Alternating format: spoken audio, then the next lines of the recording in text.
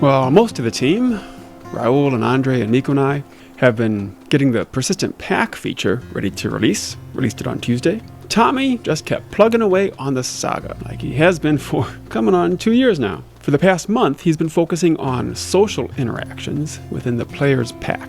This social stuff is really something that Tommi has always been interested in. The personality feature was his idea originally, and so it's always cool to see what he comes up with. So let's look at a couple of those things. So first, if you're out on an excursion and you've got some yearlings you left at the den or some other packmates back at the den looking after the pups, when you come home, your packmates will now greet you upon your return. They'll run up to you and wag their tails enthusiastically, then run over to any other member of your excursion group and greet them as well. Very sweet. Tommi's also been improving the social interactions within the pack. So now with so many yearlings and older offspring in the pack, we needed more complex and interesting dynamics. So Tommi reworked that using dominance and submissive logic to control how a wolf will respond to a packmate's emote.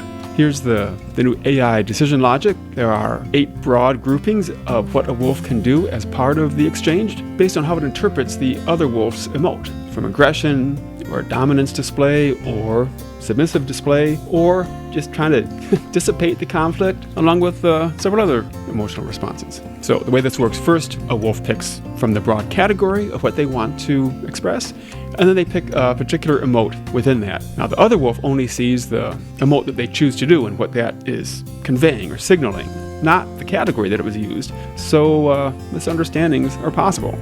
There are 2 main considerations that affect the choice of the category. First, what signal or signals the wolf is responding to. The same signal can have many different responses. Most obviously, the aggression signal can lead to an aggression response, or it could lead to the conflict dissipation branch. But this is also affected by whether a wolf is feeling dominant or submissive towards the wolf they're responding to. This is mainly based on their role within the pack. Are they a breeder, or another adult offspring, or a yearling, or a pup? A submissive wolf is more likely to pick the conflict dissipation option, but sometimes a younger wolf can get a little uppity and respond in ways that maybe they shouldn't.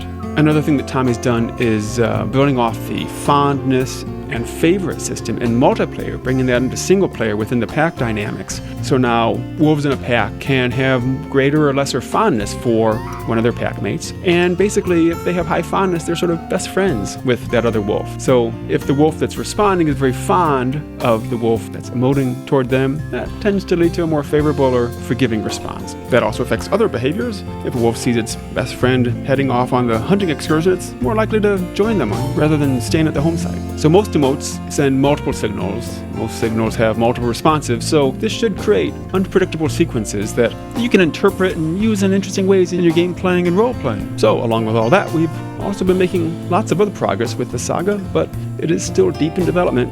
There's a lot of work still, but we're going to get there, so stay tuned for updates.